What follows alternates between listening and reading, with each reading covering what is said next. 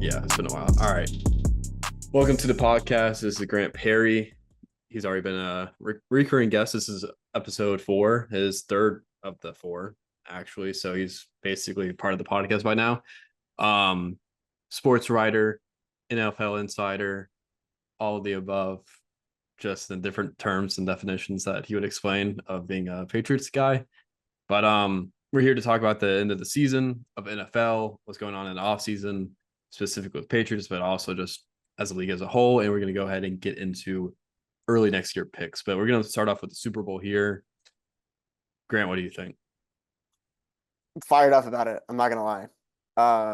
It's one of those games that everyone I think thought could have gone either way, and ended up being one of the all time blowouts. Uh, First and foremost, I think for the legacy thing, that was what everyone was talking about going into this game, and that was what was on the line: history, a legacy. And while I wouldn't be an extremist and say that it's taints Mahomes' legacy forever and he can't ever catch up, I think it was one of those moments that you look back on, or we will look back on, and it's a mark on the franchise. And like, they had an opportunity to do something special, and it they fell short of it. They came out flat. Mahomes, in the biggest game of his career, had the worst game of his career. Kelsey, complete no show. A lot of those guys that may not get another second chance at this. Mahomes certainly will, I'm sure. But yeah, just one of those games that was a legacy defining game. And then on the reverse, it makes the Eagles probably look at the other side of it and say, like, this is our turn. So I think it was a really, really awesome outcome for just the NFL. I know that history is always good, dynasties are always good, winning is good, but I think it kind of engaged people a little bit more, uh, showing a little bit of vulnerability to the Chiefs. It's going to make the AFC next year headhunt them a little bit more, maybe not be as scared. And then on the reverse, I think the Eagles are looking at this thing like, we got a core together. They're all young. We're the team to beat. Yeah, no, that's the biggest thing, I think, because when you get to 2 Super Bowls in 3 years, or yeah, 3 years, I mean, yeah, they lost one, but it's kind of like Clemson back in the day when they were taking down Bama. All of a sudden, they're on the edge of a new dynasty type of thing. You could say the same thing about Georgia, the Georgia Bulldogs and everything, but it's kind of scary because I don't really want the Eagles to be that. It's not like they've never had it before, or like they have never had it before. But if we're just rolling dynasties after dynasties, it's gonna get kind of boring. But dynasties are good for the sport, or at least for the casual fan, like he's kind of hinting at. But I don't know. It was exciting. I thought I thought the Chiefs were really gonna kick their ass, to be honest. So I was, Really? yeah, I was telling all my friends, like I wanted the Eagles to win Yeah. because as a Falcons fan, not only did the Falcons beat the Eagles in the year, but they also had their reputation on the line, in my opinion, because when their 28-3 loss to the Super Bowl was to the GOAT, and if the GOAT is no longer the GOAT, and you're losing to 28-3 to a not like another person, not Patrick Mahomes, if he goes on and becomes this big guy, it's all of a sudden like, oh well, you're even worse than what was before. You can always excuse yourself, like, hey, like we lost to the best quarterback of all time, 28-3. You can kind of swallow that pill a little bit easier rather than, oh yeah, he's the second best. It's like you kind of understand what I'm trying to say. But Yeah. the only thing that, like, the craziest moment I thought of the entire game was when it was down 27-0. And I think a lot of people I think PMT touched on this, but like when it's 27-0, I was holding my breath for a while because I was like, if Mahomes comes back 27-0 and wins this game, not only is the comeback bigger than 20-3, but you also three-peat. And I think that was the most intense part of the game, which is crazy seeing it was 27-0.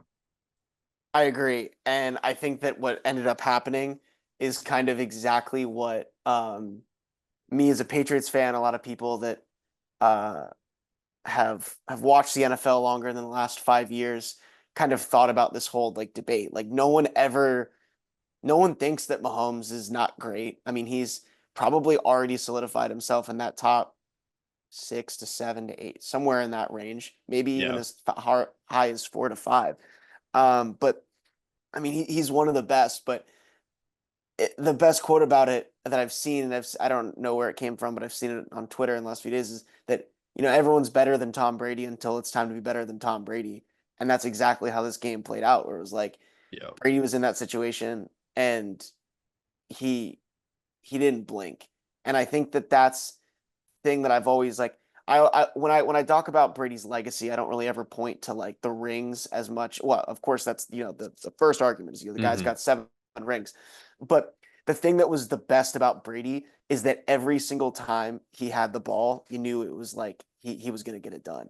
There was a trust level with him that I don't think any player, regardless of sport, that you can say that you had. Like the guy, regardless of situation, anything, just like consistently got it done. And he walked in there and just he didn't blink. And that's kind of what, and the moment that he did, the one time in the Super Bowl that it happened, he came back down 25 points. And I just feel like it was like very symbolic of the differences between the two, because you have a guy that's great with Mahomes, but it really showed us what the difference between great and superhuman is. And Brady is superhuman. Like like this is twice now it's happened to Mahomes, and I just everyone watching this, as beat down as it is the last few days, it didn't happen to Brady, and there's a reason why it didn't happen to him, because he just was at a level where he was not going to lose like that and go out. I mean, he walked off the field even in the 3 losses that he had. I mean, All two of of them those, were one possession, and then the Eagles well, was all of them what? are all. It was one possession. It was Okay, 30 of 41 them. to 33. Yeah. So all of those games, though, he walked off the field with a lead. So it's Hmm. like, of course, it's your job to get that lead back, and certainly he didn't, or it wasn't left enough time to do it.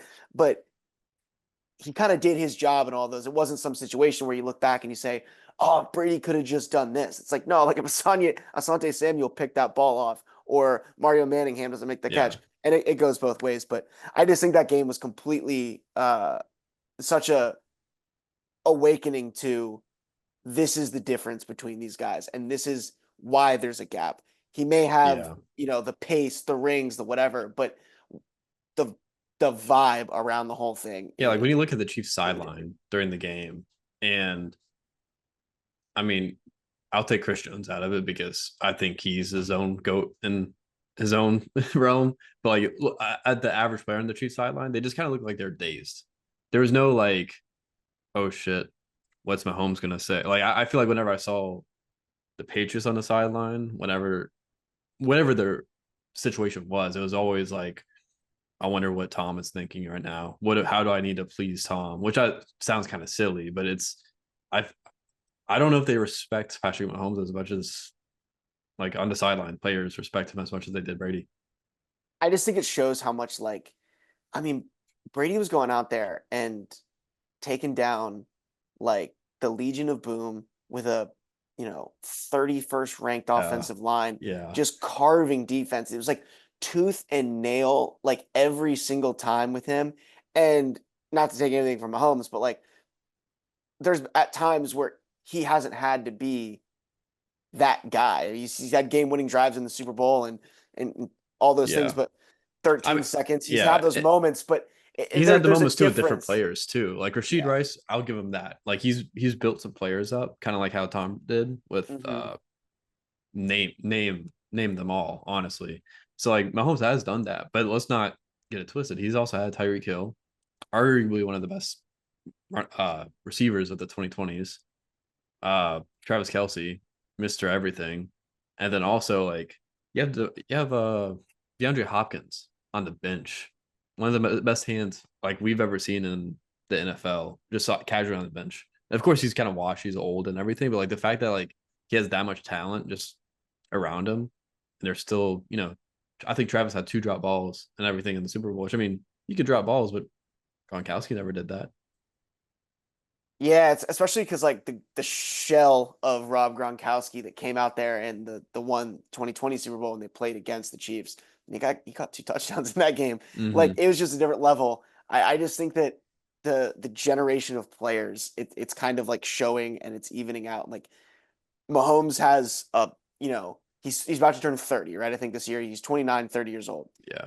he's got plenty of time Yeah, he's got to 10 do this. years. And when he got blown out in the first Super Bowl, he turned right around 1-2. So just as much you can, assume that he's gonna get back and right, nothing's ever a given, but you like your odds if you bet on him to get back. I just feel like it kind of showed the differences, and uh, it's going to be one of those things that, as silly as it is, you look back and it's like we all watched that guy just come out lifeless, unprepared. Mm-hmm. It's not even like he had. It's not even like he had a bad game. He had genuinely the worst game, Yeah. like of any quarterback. I'm thinking in the last recent memory, I was like, was this worse than Peyton Manning in 2015 when it was the ghost of Peyton Manning Yeah. going out there? That And was a like terrible, by terrible passer game. rating, I mean, at certain points in the game, obviously the Eagles unload their backups with like 8 minutes to go in the fourth. Yeah. They basically scored all their touchdowns after the Gatorade bath. So it was Yeah. like, That doesn't count, but yeah. yeah, it looks a little different than it ended up being. Yeah. During the meaningful minutes in that game, it was as bad as it could be, and I think it was just shocking to everyone. I went into that game being like, I felt really good about the Eagles as far as like if you just look at these teams, I was like, this Chiefs offensive line has been a problem the whole season. Mm-hmm. I think they've gotten away with it. I don't think Buffalo was ready for them, but this Eagles defensive line, I was like, they're just gonna eat them up. Now, of course, on the reverse of that, throw out everything because you could have said that about the Niners last year and the matchups Mm-hmm. and whatever. And it's Mahomes, and Mahomes has it aura. See, that's But what I was thinking. but that's I was but on the that other end. and that's kind of what everyone always said about Brady. And the difference is Brady would follow through. It'd be like we're looking at the Seahawks, and it's like there's just no way the Patriots should beat this team. They shouldn't, and they Mm-hmm. do. And I don't know. I was as someone that I wasn't as on the edge about the legacy thing as a lot of Pats fans. Like I still think that even if he had completed that, there was a decent way to go to be seriously in that conversation. But at least like waking up the next day and this past week that we've had to kind of sit and like marinate with it, it's been pretty awesome. Just to like Yeah. Yeah. to have that concern back and like, man, we might have overreacted. Yeah. And I'm a Tom guy when it comes to GOAT status, and I don't think anyone isn't, but um when there are a lot of people that are supporting Mahomes as to be the GOAT and everything, if he did win, as somebody who's a very pro Tom Brady, it was going to get very hard for me. I mean, I'm talking from outside of the Patriots fan. Yeah. It is going to be very hard for me to start defending because I was thinking, just how am I even going to, I don't know, like, how do you defend that? A three-peat and a win. The only other argument I could have made was the fact that he lost to Tom Brady. And I think that's the biggest argument still, in my opinion, that even if they're tired, like I think Mahomes will still have to win one, maybe two more than Brady to really be better than him. Yeah. I Because if think he has so. the same amount, guess what? Brady beat him. Yeah. So And he also didn't get, killed in that, one Super Bowl. And I mean, Brady's lost before the Super Bowl. There's been plenty of times where that's happened. Not many, but a couple. And like, losing to Baltimore or losing to the Jets. But like when it yeah, but comes to there's legacies, when it comes to the no Super one, Bowl, no it's one different. really remembers that. And I No. remember fighting with people when Brady was at 3 rings going on 4 before the Seahawks won. Uh, People that thought Joe Montana was the best always kind of throwing around well, he never lost one. It's like, well, that's because he was losing in the wild card round or the divisional or Yeah. the AFC Yeah. championship before that. Yeah. No, that's funny. But to give the Eagles their flowers, I mean, a complete team when you really look at it that way. I mean, they had the running back, they had the quarterback, they had the receivers. Like the receivers, the fact that they still even I still don't understand how that Titans AJ Brown trade went down. Still don't understand that, but it worked out. Their draft class impeccable. I mean, the fact that they got Cooper DeJean, I think in the second or third round, I thought he was a first rounder for sure. He was like a top 3 defensive back, and the fact that he's just casually getting a pick six in the Super Bowl as a second or third rounder says a lot about their GM or just their front office. Let's just say that. I don't know who specifically did it, but regardless, I mean, they're a complete team. I'm scared as an NFC fan, just like seeing what they could do. I know Cowboys fans are even more scared because they're just Cowboys are Cowboys, whatever. But yeah, I mean, especially for Jalen Hurts, I'm happy for him. But yeah, I think it's a weird spot going forward because we have two semi you have the Chiefs dynasty and then you have like the 49ers Eagles, like you could kind of combine them into like one dynasty if you want to really say that because The besides only ones that have made it out of the NFC. And yeah, the I mean the Rams got besides the one. yeah, besides the Rams. Oh, you can even throw the Rams in there because they've I mean, those three teams have made six of the last Yeah. seven or eight. Or maybe it was just oh yeah, seven because the Bucks and Brady. So they've really just been dominating. So I'm hoping one of those three aren't going to the Super Bowl next year. Same thing with the Chiefs. I want I want two new teams next year. Yeah. You brought up the drafting and all the decisions they made, the AJ Brown trade. I think Howie Roseman, who's their GM, got like a lot of credit and then a little bit of like blowback for like some of the drafts in recent memory. And it sounds so simple, but what he did is like what a lot of teams can do all the time is he overthought it. Like if you look at what they've done in the top end of the draft, they've typically just taken the best player that we all knew was there.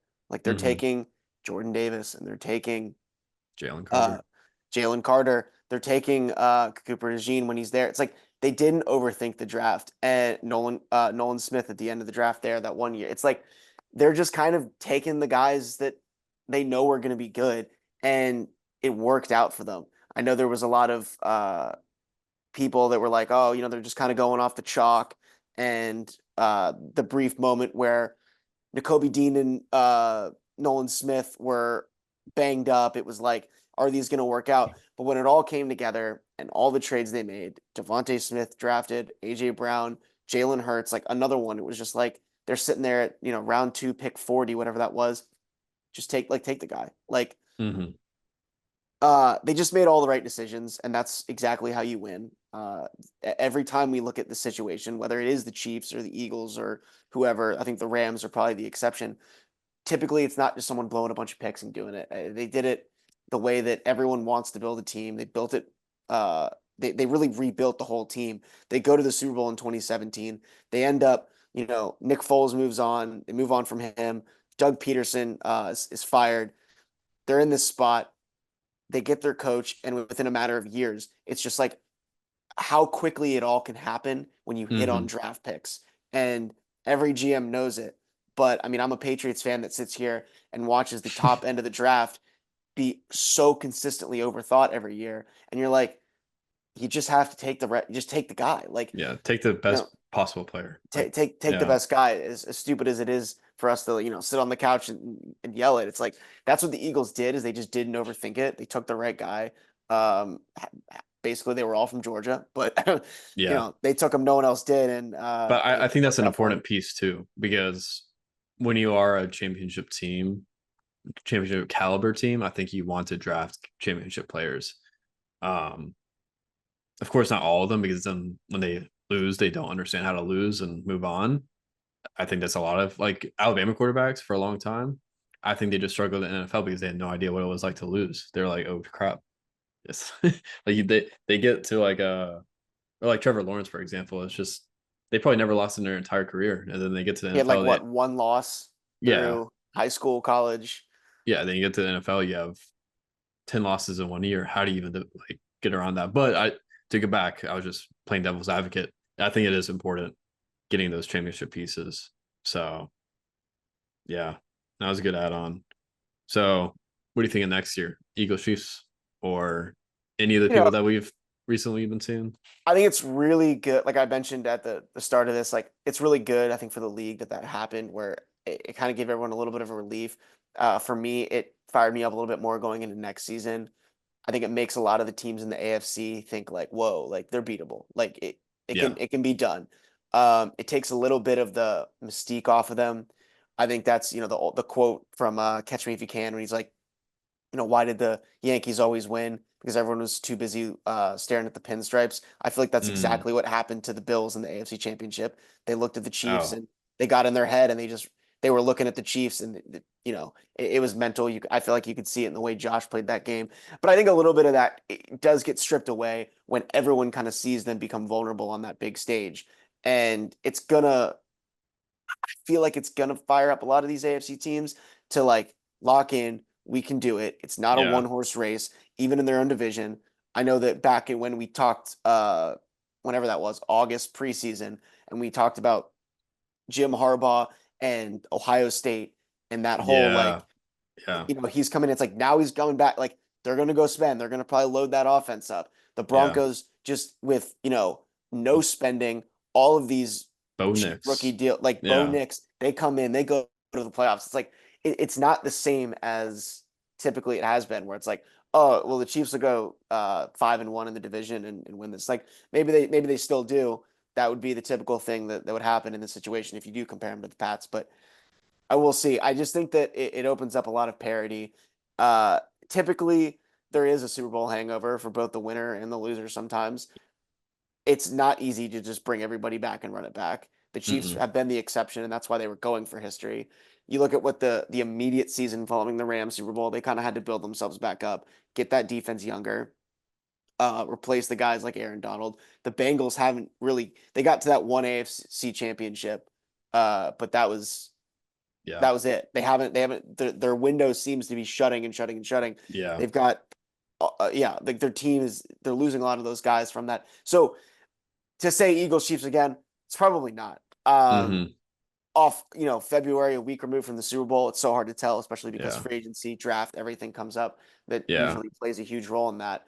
But I mean, I was thinking about it because you asked me earlier today about it, and I feel like I was thinking in NBA terms, and certainly my mind is on the Celtics these days. But the Bills and them kind of remind me a lot of each other, where super talented players haven't broken through, and I just feel like it's going to take like one time for the Bills to get through to do it.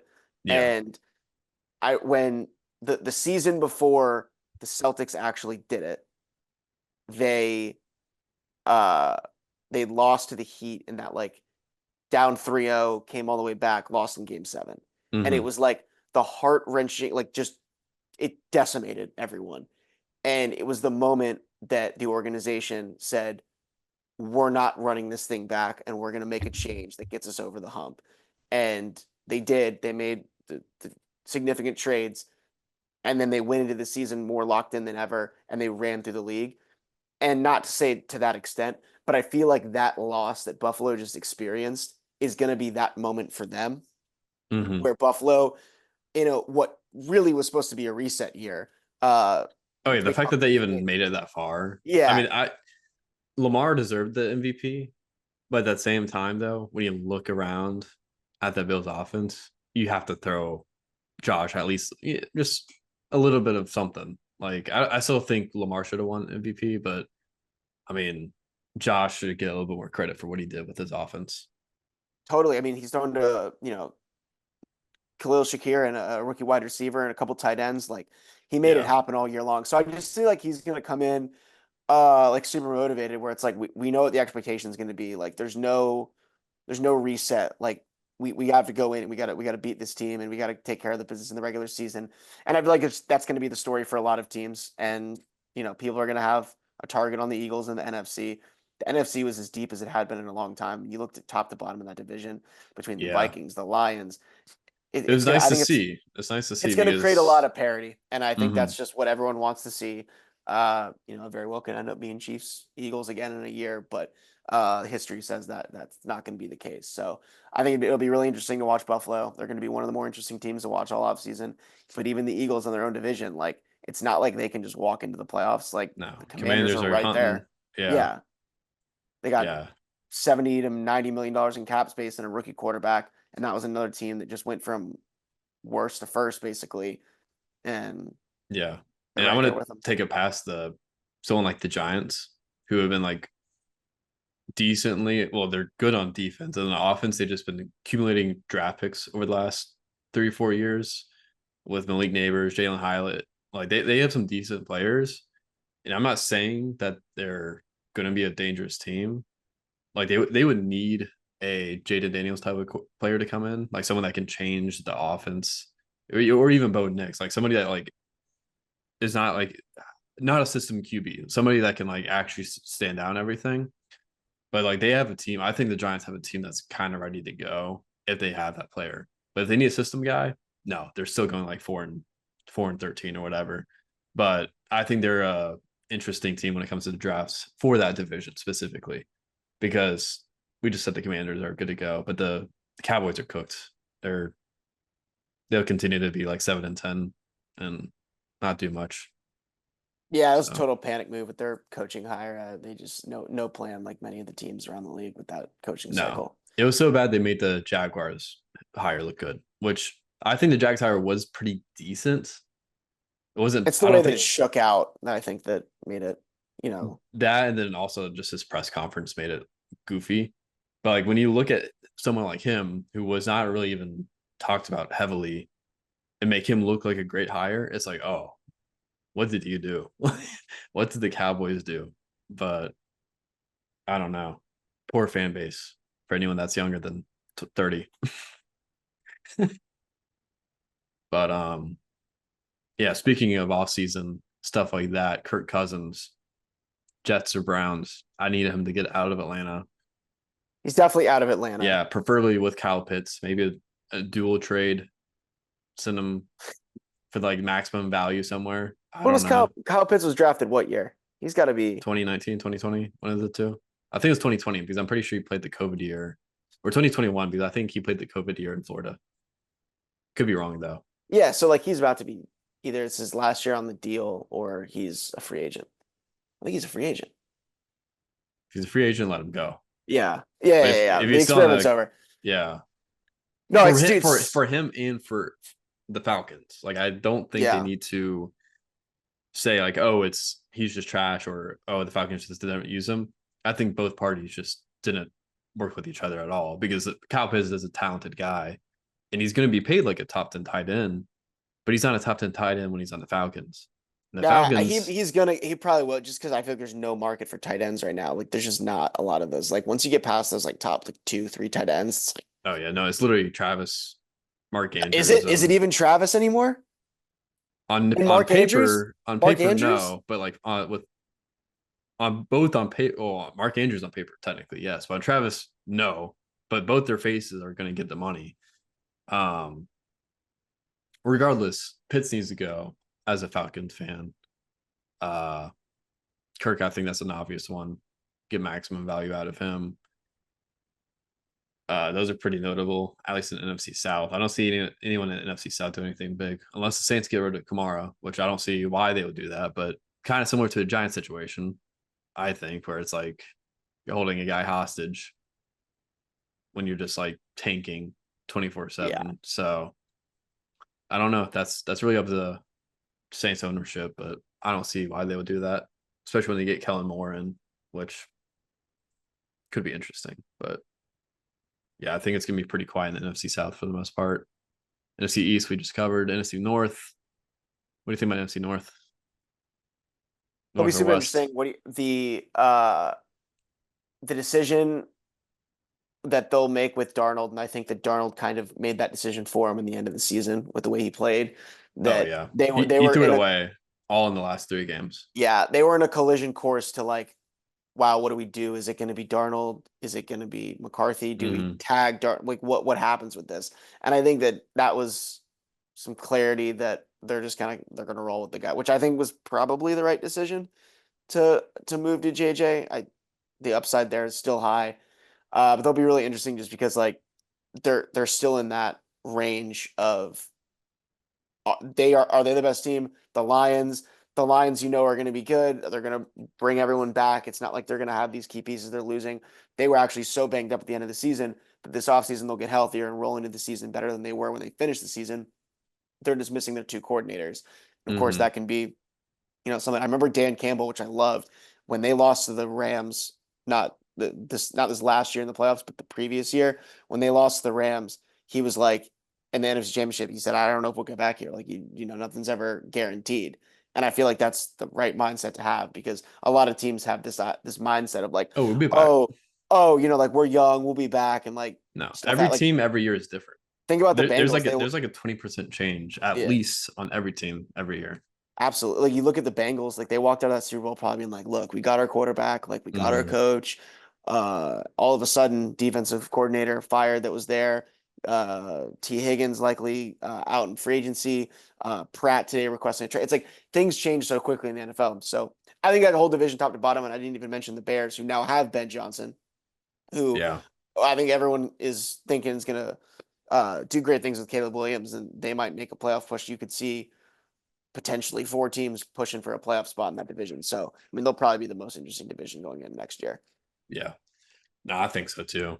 It's funny that you didn't mention the Packers because I think the Packers are also in that realm of like could easily pop off at any moment. Where Yeah, I they just think got if to they get some get, offensive help. They yeah, need someone for. I mean, they were so banged up at that final game at receiver, but yeah, Jordan Love just has to play more consistent, and they need explosiveness on offense, which they don't have. They've got a yeah, lot of great options, but they don't yeah, have like a top option or anyone that's threatening a defense. no, but they have Josh Jacobs, which Totally. ultimately I think like as long as you have a top five, top 10 running, not even top 10, you have to have a top five running back. I think he's a top five running back, and You when think you you have have to have that, a top 5 running back now? traditionally my answer for like the last I don't know like 10 for as long as for a long time has been you don't need a running back. You don't need a running back. You need a quarterback, offensive line, probably a good tight end. But what I've seen in the last like couple of years between Jordan Love, Josh Jacobs, now Saquon and Jalen Hurts, and a handful of other situations, you can even throw Mixon in there. Mixon in Burrow, Mixon and Stroud. If you want to have a good team, by good team I mean make the playoffs, not a Super Bowl status. If you want to make it playoffs, you have to have a good solid duo, in my opinion. Uh, I think that's what separates going, 8-8 or 8-9, whatever you want to call it now, to 11-6, making the playoffs. I don't think it gets you a Super Bowl though. I think a Super Bowl kind of goes back to my old mentality of you have to have like a number one tight end type of situation. Tight end and quarterback, I think, are way more important in the Super Bowl than a running back. Yeah, I mean that used to be the thing where it was like you'd look at all the Super Bowl winners and they'd say, "Oh, all of these running back contracts are like $1 million," or the leading Mm-hmm. rusher in all these Super Bowls. 2018, it's Sony Michel. 2017, it's LeGarrette Blount for the Eagle. Like it's just all these guys that aren't these big names, but now it's honestly like kind of flipped. Saquon is a Mm-hmm. huge exception. The Niners went but didn't win with McCaffrey. Yeah. Pacheco's obviously been great. Like it feels like the running back is back in that way, and that was kind of like the narrative I thought for this season. So whether that continues and it's just like, no, actually the Eagles were just a loaded offense that I mean Saquon certainly got them there. He was damn near an MVP at the end of the season for the Yeah. league. I Uh, mean, top 10 performance of all time. Like, Probably. Yeah, it's up yeah. there. So, yeah, I don't know. The running back thing is definitely up in the air, but you don't not need one. So, I don't know. That brings an It interesting definitely never situation. hurts you to have a really good running back. I feel like that was kind of a narrative for a while where it was like, oh, No, you're not going to win with these like top dollar running backs and like, no. I will but agree with the argument for receivers, though. I feel like that's a narrative. You can't win it with a great receiver. And I still kind of believe that narrative a little bit. AJ My, Brown. yeah, but I don't really put him as like a receiver. I'm talking about like a Randy Moss Justin esque, Justin like, Jefferson. yeah, like somebody that's And kind Cooper of Cup had the triple known. crown and then won the Super Bowl and then won the Super Bowl MVP. So Cooper is Cooper is the exception, but at the same time, though, that was like I hate to take it away from him. That was kind of like that was a spike year. Every other year he's just kind yeah. of been injured. So like I don't want to. I can never take away someone's triple crown. Obviously, that's impressive enough. But like you still don't think of Cooper Cup as Randy Moss, Larry Fitzgerald, um, JJ, Calvin Johnson, Julio, any of those guys. So I don't know. I'm I just think you just need a hating a little really, bit. really good quarterback. That seemingly is what you need. By the sounds of it, yeah. I mean, Yeah. that's what I this think that's it. conversation is coming back As to. yeah, as simple as it can always Yeah. be. Is you just You need need a like a guy good better than your quarterback receiver. and you Yeah. need a really good offense. Yeah. Preferably the Lions. But yeah, NFC's North, NFC West. I don't really I don't think much is gonna be happening out there. What do you think? Be a really interesting year for Kyle Shanahan. I feel like that's kind of like the prove it year. Same with Brock Purdy, where it's going to be like Yeah. people are going to be heating him up, and what can they do to get this thing back on track. They got, so injured at the end of the year that it was to a point where it was like they weren't really competing for anything. And Yeah. they were my pick, I think, to come out of the NFC after last year. It was like, how do you pick against them? They're so talented. They're likely going to trade Debo. Ayuk didn't really look like himself. So You gotta they get rid of walk. one of them, in my opinion. They're Yeah, I basically the mean, same guy. well, they just paid Ayuk and Debo Exactly. kind of wants out. So I feel like that's the obvious choice. Yeah. And he's not in shape. You gotta Yeah. you gotta That's kick him it out. always Yeah. is fun. When someone gets traded, they're always fat. Yeah, yeah. It's like what happened? Yeah, Luca, Harden, Debo, they're always overweight when they get traded. Yeah. But yeah, they're in a really interesting situation. I think that, and then I think the kind of the clock is striking midnight on Geno, and the Raiders are in a, or not the Raiders, excuse me, the Rams are the one that's going to be trying to come out of there, and they've got the best coach. So, and then who am I forget, the Cardinals, where it's like, and then they're in a Kyler Murray situation where they don't really know where they're going, and I think they've got a good coach, they've got a good team, young team. So they're all in like very much a prove it year. They're all going to walk in thinking they're going to compete for a playoff spot, and only maybe one or maybe two is going to end up doing that. Yeah. No, I agree. It's a very weird division. AFC, we kind of touched on the West, the South or North. Yeah, Anything I out of mean those? the We'll save the East for last. okay, I was going to say the East would be really interesting. The the North is going to be fun. I feel like Burrow is going to come back with a fire under him. He just played probably his best season of his career, MVP caliber season, and they need to Mm-hmm. make the playoffs. There's going to, I think, to be some demands that it's like, we need to get this thing on track. They're an organization that doesn't really spend money. They're probably going to lose T. Higgins. Obviously, as I mentioned earlier, Pratt requested a trade. So they're going to probably just be like relying on Burrow again, but I think they're going to have new defensive coordinator. They're going to look at this thing like, we have to shore this. Burrow is so good, he can carry us. We got to shore up the other side of the ball. And then I think the Steelers are kind of in the reverse direction where it's like, I think the Steelers have kind of lost hope in Tomlin. The fan base, not the team's The fan always base, yeah, for sure. where they're at the point where it's like, when it was a rebuilding roster and we were ripping 8 wins, that was fine and we were overachieving. But now it's just the consistency, and it seems like Russ is going to go be a Raider. So it's like, what are they going to do at quarterback? They're yet again in a position in the draft where they don't have a ton of flexibility to get one. Are they going to make that big move and try to go get one in a draft that seems a little bit scarce of quarterbacks? Mm-hmm. And or are they just for the how many years in a row are they just gonna cheap out per se on a Yeah. quarterback and go get the team friendly deal that ended up costing him at the end of the season? I think Russ played perfectly fine for what his contract was and what they were giving up and everything, but like, it wasn't at the end of the season. It was like that was a prohibiting factor, and they really don't have as good as they've been, according to everyone, about how good they are at drafting these wide receivers and they're great at finding this talent. I mean, They're these not on guys, the team. they're not on the team anymore. Yeah, like they got rid of Deontay Johnson. A lot of these guys, Pickens is week to week on if he's going to be, you're basically like spinning a wheel on which version of George Pickens you're going to get every week. And their defense, for that was supposed to be their trademark. They're a Mm-hmm. defensive team. They And it got fell apart in gassed. They November. got Yeah. they got punched in the mouth every week at the end of the season. So it's like they're in a situation where Tomlin gets this credit for coaching these guys up, but at the end of the day, like they're just not that good of a football team. And I think they overachieved the fact that they got 10 wins. I remember saying when we talked about the preseason, I was like, NFL is funny because I'm sitting here saying Steelers are going to get 5 wins, which is what I thought was going to happen. They ended up getting like 10 or 11 wins. Funny how the Yeah. NFL works like that. Yeah. Besides But like, that, if anyone watches this back and watches the old preseason, you were pretty right about everything except for the Steelers, which is funny. yeah, I was Yeah. really, really wrong about the Steelers. Yeah. But it was But funny how was that everying but the Steelers. Because yeah, I was agreeing with you because I'm not a big Steelers fan at all. So I was riding on. I'm like, yeah, I hope they suck. And then sure enough, they did I that. thought under 8.5 wins was free money, and that was about gone by week 6. So yeah, but Yeah. and I mean the Browns can be one of the worst teams in the league this year. They're kind of like lost and aimless right now. So it Yeah. really looks like the Ravens are gonna, It's gonna be like bad too if they get Cousins. Like I from a Falcons guy, I'm saying get rid of Cousins. But if they have Cousins and Watson, two guys out of Achilles, like what are they doing?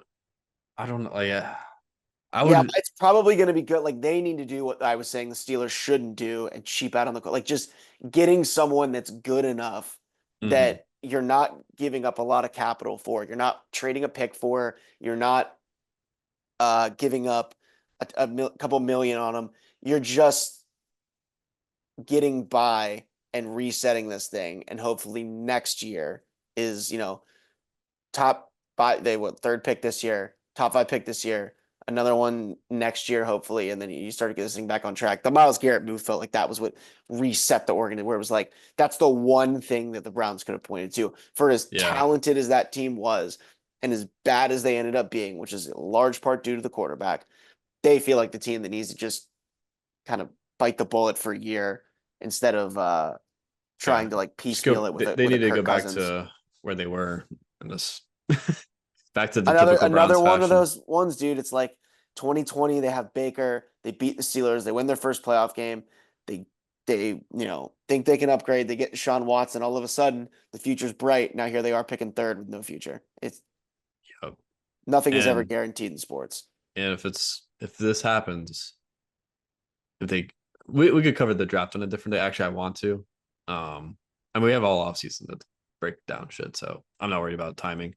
But if they get Travis Hunter and waste his career, I'll be equally as mad too, because that would be a terrible way to ruin someone's Heisman career, essentially. Just sitting there on the Browns, getting screwed over against every other team for the next 10 years and then getting traded to God knows what to the Ravens.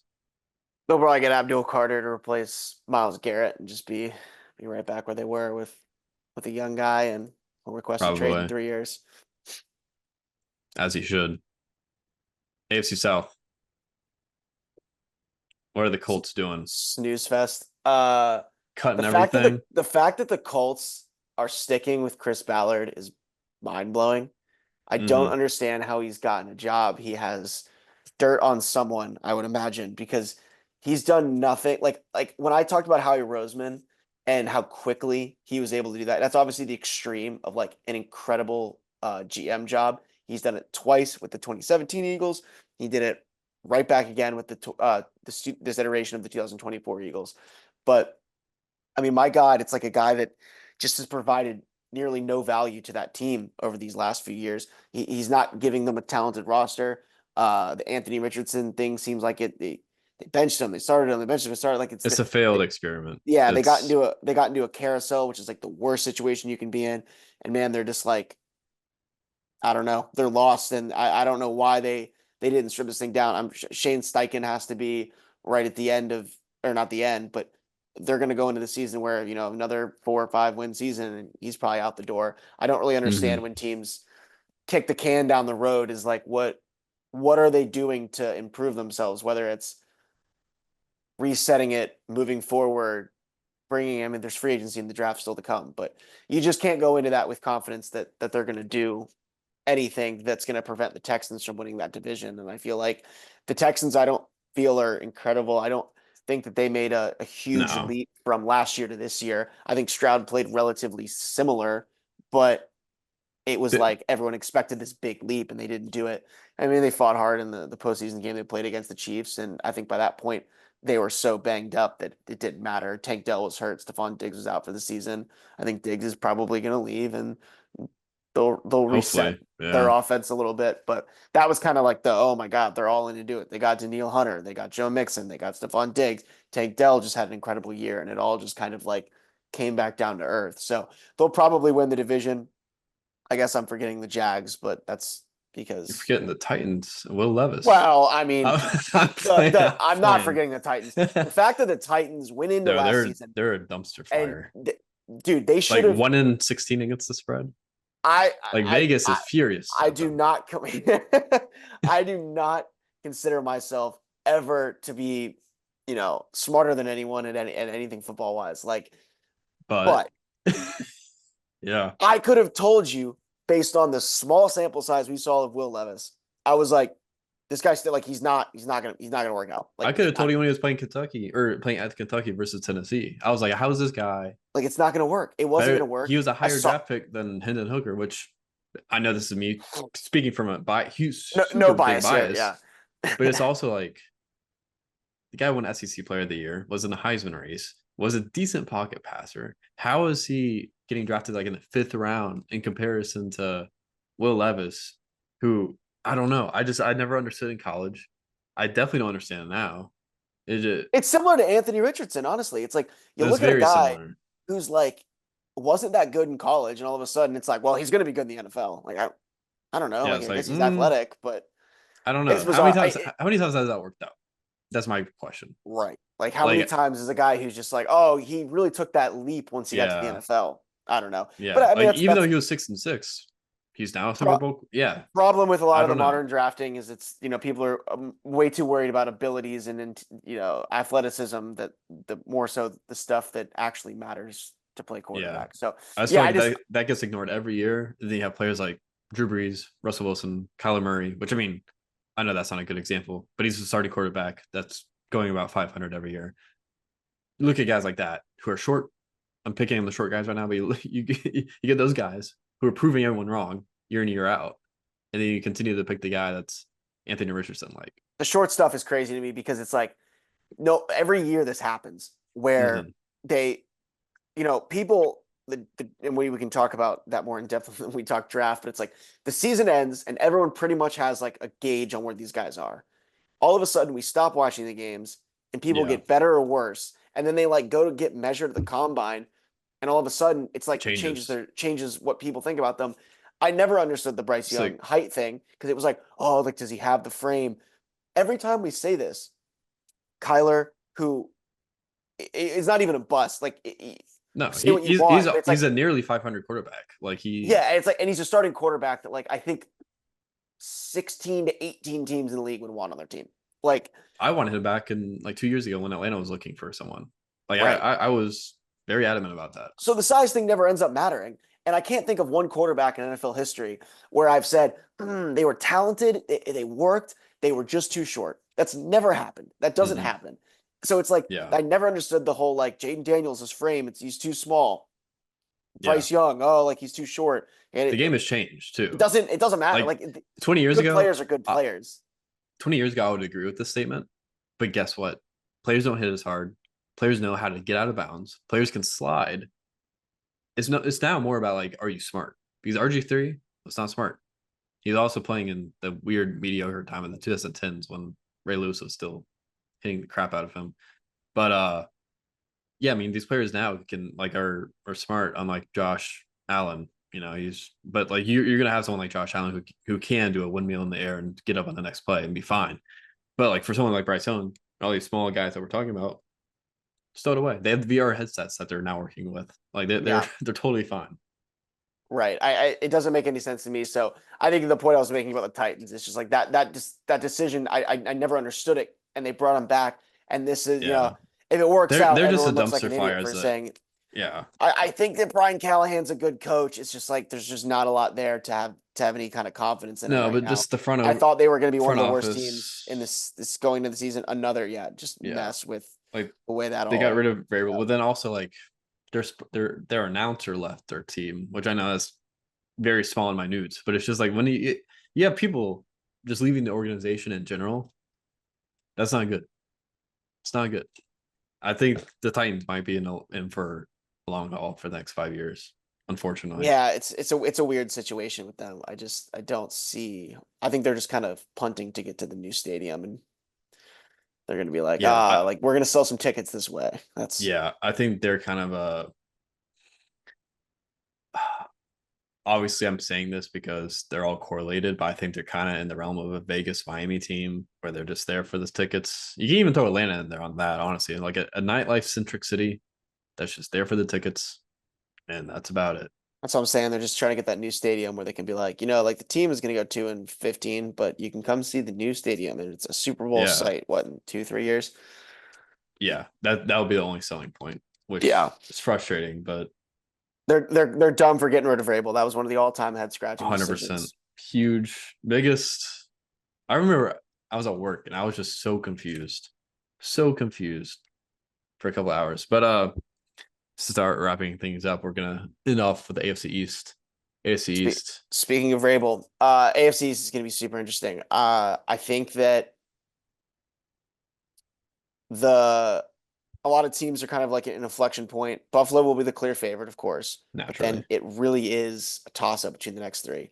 Pats had one of the worst rosters last year. There's no question about it. But Mike Vrabel's coming in, and like he said, he's galvanizing this team. Yeah. Uh, I've made a commitment to myself that like the last few years, I'm always like, oh, like we're like, hopelessly optimistic. Oh, they're gonna be a little better because of this, or like they're gonna wear like. And I was when at the toward the end of the season, I was like, no, like I'm not doing the buy-in on this. I'm not gonna start believe like they've shown me who they are. They're not gonna go spend. Yeah, all that went out the window when they hired Vrabel because that fired me back up, and I was like, yeah, Yeah. like this is gonna be like everyone's gonna want to be the Commanders now, where it's like new coach, flip this thing. Look, I think the Patriots have I still don't the think the second. Commanders are gonna be all that. Like Maybe that. not, but Yeah. everyone's going to try to do that where it's like, oh, this is the team that's going from, worst to playoffs. They're going Yeah. to, yeah. But they're gonna need And to find a guy like Dan Quinn. And but I think that's what I'm saying is that I think they've done that. yeah. Well, I like think they yeah. found a coach and it's kind of exactly what they need. I Yeah. can speak closer to the Pats than the other teams of Hmm. inner workings of it, but like, I just think that they're going forward and they have a mission that I don't think the Dolphins or the Jets do. I spoke at length about Buffalo and I think how they're going to be Yeah. at a different level of locked in this year. But the Pats are going into this year knowing that they're probably not going to the Super Bowl, but Vrabel's going to win the close ones, and they've competed in a lot of these games. They finally have a coach that's going to get them over the hump that they've kind of been like stalling at. Uh, and I think he's going to get the most out of players that typically wouldn't be or that Mayo wasn't. Yeah. Miami and the Jets are super interesting because the Jets are today they announced they're parting ways with Aaron Rodgers. Yeah. They have this good roster, That'll but be like interesting to see where he goes. new coach. Miami, it's like Mike McDaniel seems like he's on his last leg. Tyreek may be questionable to come back. Is he going to be traded? No one really knows what's going on there. And Miami's kind of shown us what they are every year. They're going to start off 6-0, 5-1. They're going to be putting all Yeah. these nine, and then it Jets all missed the just playoffs. tails off, and they're Yeah. going to miss the like until they're not doing that. I don't think anyone's going to give them the benefit of Yeah. the doubt. They're going to have to do something big here. I think Mike McDaniel. They may want to trade Tyreek, the organization, but I don't think that McDaniel's going to want that because that's going to be he needs this I year think to the be Mike and successful. Tua regime are like in tandem, and I think that'll probably end out maybe not this year, but next year. Yeah, I mean they just extended Tua, so it like Yeah, but I they're just kind don't of see. linked I to him don't see now. Tua. I don't know. Take out the injuries. I think it really just comes. I know this is he's just a Hawaiian dude that can't get like it's cold. That's what I'm trying to say. Like it's Yeah, hard for him to play in the cold because he cannot play in the cold as much as those other guys, statistically speaking. yeah. I I mean, hope. there's great quarterbacks like Mahomes and Jalen Hurts and Josh Allen and Joe Burrow that elevate, and then there's guys that are part of the program like Tua, where it's like Tua's fine, but like Tua is Yeah. the exact modern quarterback. It's one read. We know where the ball is going. We're Hmm. gonna RPO you to death. And when things get out of the rhythm and out of the dance they try to run every year, it's like it crumbles. And I just don't think like they're basically saying we don't have a better option, which is, if you're able to secure a quarterback that's top 15, 12, somewhere in that range, which I think Tua is, you don't let that guy go. Yeah. And they're not going to do that to themselves because it might be a bigger mountain to climb getting back to it, but at the same time, Tua's probably not ever reaching top 6 to 5 Hmm. quarterback, which is really what you need to win a Super Bowl. You need a guy to play at that level. That's why Yeah. Matt Stafford, Jalen Hurts, and Patrick Mahomes are your last 3 Super Bowl winning quarterbacks. So there's going to be everything to be right, and certainly trading Tyreek Hill is not going to be a step in that direction. So they're in a weird spot. I really feel like they're looking down on this. The fans are, and then I think the Jets are now back to the same old Jets mindset where New England seems to be kind of trending up. Of course, they have a lot more ground to gain on those teams because they're starting from a lower spot. But I think that they went into the offseason, they attacked it with the right mentality. They were the first to hire a coach. When everyone panicked with the way they were hiring coaches, they interviewed the top 2 guys and they hired what seemingly was the top option for most teams.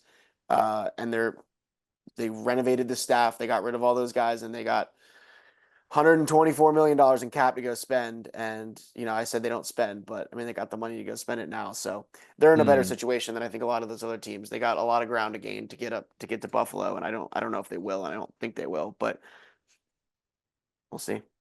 we'll see. Who's on the biggest hot seat?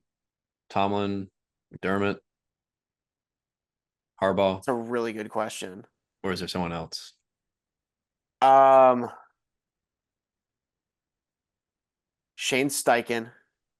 Mm, I think he's on a hot seat. But as far as like the big guys, like the ones that the Steelers don't fire coaches, like especially not midseason. I couldn't see a situation yeah, where, I and I don't think that, see that and I happening think either. when you say Harbaugh, I'm assuming you're talking John Harbaugh. Yeah, yeah, yeah. Yeah. Baltimore. So I think that's one of those ones where like really have to get bat and the rumbling start, and then maybe in the offseason. I think what's really interesting with him is that 2000, what was the year they had? So 2018. After that season ended, when they lost to the Chargers in the playoffs, it was like the wild card round, and that was like the fans booed Lamar off, like the Lamar Flacco interchange. That was Flacco's last year with the Ravens, and then whole offseason they basically were like every report was like that he's kind of like he's if the 2019 season isn't turned around, he's on the way out, Yeah, and that was gonna was like his last stand. And then obviously they go into 2019, they're the one seed. Lamar wins MVP. They have like 12 Pro Bowlers. They're incredible, and it saved his job. But I feel like now they're kind of at that point where, I mean, this guy like blows it every postseason, and a lot of the stuff is coaching. I know that they were a Mark Andrews catch away from extending that game, but but it was Har, just overtime. Har I'm tired yeah, of like like all the hate. It's like, bro, that was literally Harbaugh's just had overtime. so many opportunities. Like he just shouldn't be losing these games. Yeah, Even back to that 2019 season, they lost the Titans in the first round. Had no Derrick Henry ran all over him. yeah. They should have had no business losing that game with the position they were in going into it. But yeah, I don't think either of those guys are going to be like out. McDermott's certainly not on the hot seat for losing AFC championships. They're going to stand by him, and he gives them an opportunity to compete every year. So I don't know, maybe Zach Taylor. That's the best answer. It's interesting because like so many guys can be on the hot seat any given time because of the way that the coaching carousel flips every year. Yeah, yeah. No, it's true, and I think he deserves. Outside the big names, I think Zach Taylor deserves to be on the hot seat just because the Bengals are really, really in a very vulnerable, not vulnerable, and the time's now for the Bengals, and they're not taking advantage of it. To I put it know. simply. So I don't know, but we'll find out. We'll talk about the draft in another video, another podcast, and then maybe post draft, and then another time, a couple of times this summer before the season. But for now, it's good There's so catching much up. draft. The draft isn't crazy because everyone loves to talk about it right now, and like that's something like on my page. I'm like I'm not gonna do draft talk in Super Bowl season because it's like No, what happens I'm in May when or not May like April March. There comes a point usually that 3 weeks before the draft are like the longest 3 weeks ever because it's oh like we've 100%. heard every story, we've done every combine measurement, we've heard every interview, we've heard every smoke screen, and it's just like this crawl to the finish line to finally get there, and Yeah, it's painful every year to everything try to. is expected except for Michael Penix. That stuff is always like, whoa, what's going on? But everything else is scripted. We all know who's going to be picked by then. Um, I think it isn't more interesting this year than other years, though. I'll say that. Yeah, I feel like there's no clear cut anyone, and there's a lot of teams that could go either way. I think the Browns could either get Travis Hunter or they could get a quarterback. Same thing with the Titans, really. I mean, they could just still rock with Will Levis. I don't think that's a smart decision, but we'll see. Oh, you're on mute or something. Yeah, you're.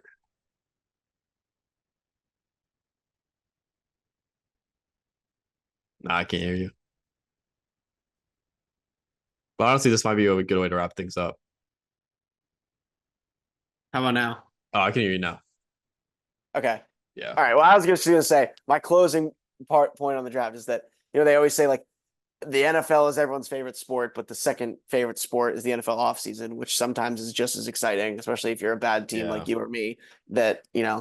offseason is I mean, what the really. draft is, I think I said this to you, but the draft is the only day where almost every team wins. Oh, on draft day, nobody's a loser. I mean, I know Yeah, that's like, what I think there's like there a are a cliche. couple losers, but yeah, There everyone are, but wins. like everyone for that moment can do the mental gymnastics and go like, you know what? This isn't a bad pick. Even when the Oh, Giants yeah, drafted yeah. Daniel Jones, there was a moment where I bet they were pissed, but then they were like, you know what? At least we got our quarterback. Yeah, at least we Like, have a guy yeah, yeah, who yeah.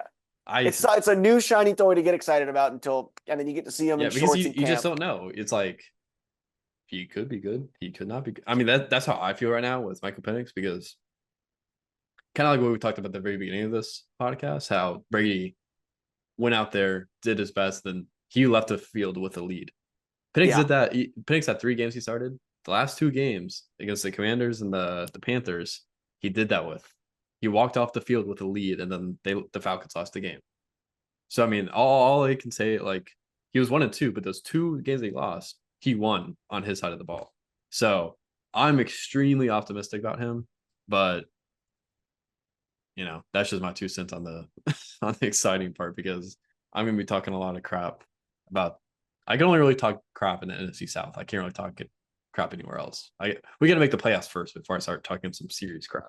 yeah. I thought the Falcons were going to the playoffs and they were going to win a playoff game. So, I think that was everyone's expectations, yep. including mine. But it is what it is. That's for next week or next month, next episode. Anyways, so yeah, thanks for doing this. Yeah. I'll stay Always, on. anytime. Yeah, I'll stay on right after. But yeah, deuces to the podcast world.